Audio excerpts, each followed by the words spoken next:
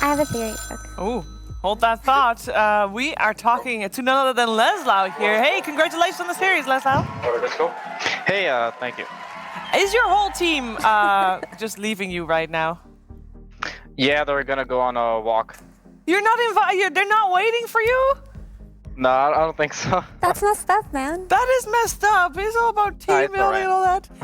But so your whole team is there, which makes me very happy. I'm curious. You know, you come to the, I believe Gothenburg is the location for Alliance's bootcamp, right? What's the best thing about it?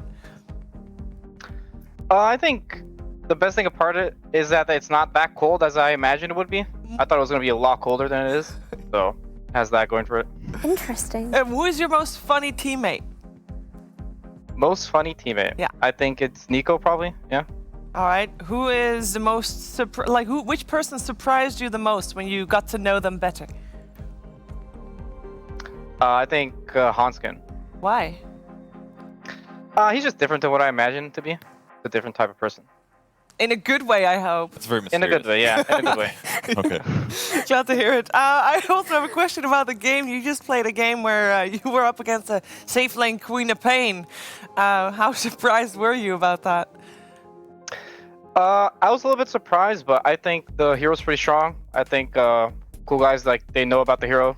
It's a really good hero, really strong hero. But I think it was a little bit unfortunate that our lane was really strong too. So it was a little bit. It was hard for them to make it work, but I think the hero's good. Okay, well, you definitely made it hard for them indeed. I'm here with Effie in person. I'd also like to ask you some questions. Yeah, how did you guys feel in the mid game of that match? Because you had way more kills than your opponents, but when we were watching it, we were surprised that Coolguys were actually keeping their net worth pretty close to your guys' level. Did you feel that in game? I kind of felt it a little bit. It's just like the Lina bots and Queen of Pain just blinking around and stuff. It's hard for us to like catch them. Honestly, we don't have that good of catch. Like it's like duel and stuff. So they're gonna be able to accumulate net worth, but we just have to play our own game and threaten their high ground, force them back, and stuff like that, and control the map. Cool. Yeah, so I'm just curious. So you play a greedier type of offlane where you're usually topping the net worth charts when your team is winning. And I was wondering how you and Nico go about that farm distribution, or if it just happens naturally, or you feel like you farm away from him. I think for me, it just happens naturally. I don't really think about farming that much. I feel like I think more about how we can take away stuff from the enemy, and to do that, you kind of have to push waves and take them out of their areas. And ideally, you're farming what they're not farming, right?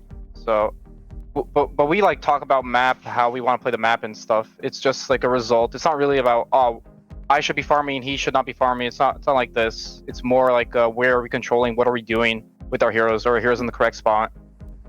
Yeah, and so this patch has kind of revealed itself to be the patch of unusual safe laners. Do you guys have more SFs or possibly Kunkas coming in store? Or are you just going to play more traditional Nika baby type heroes? I don't want to reveal too much, but I can say that this patch is for sure.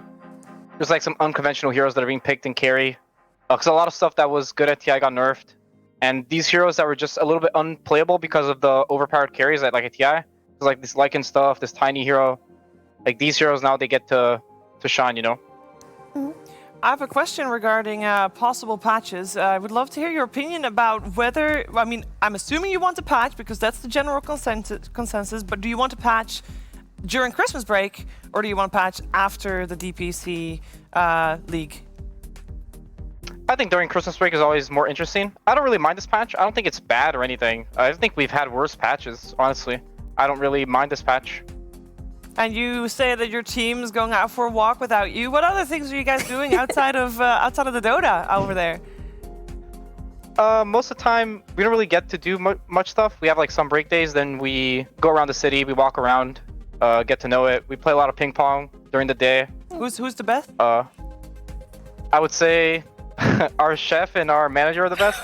They get the most practice because, well, you guys are playing Dota. They're playing ping pong. playing They're forming the ping pong team. I'm actually curious. So what's your favorite Swedish fast food? I don't know, actually. I haven't had any fast food here. Usually we eat from our chef makes food, and his food is really good. So like, there's no reason for me, honestly, to even want to eat anything else. So they've got you guys healthy. They've got you walking. They've just got a chef. Yeah. Busting out the nutrition. It's super good. It's great to hear. I got one serious question again. How are you guys dealing morale-wise after the first 2 tough series that you played? Are you guys confident for the rest of the series? Obviously, Western Europe is very competitive, and it's very difficult to be the best. But how's your guys' morale right now?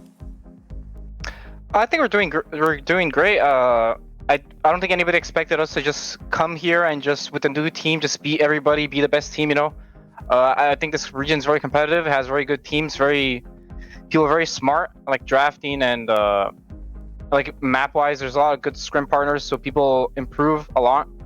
And I don't think we're pressuring anything. I think we have a good vibe going for us right now.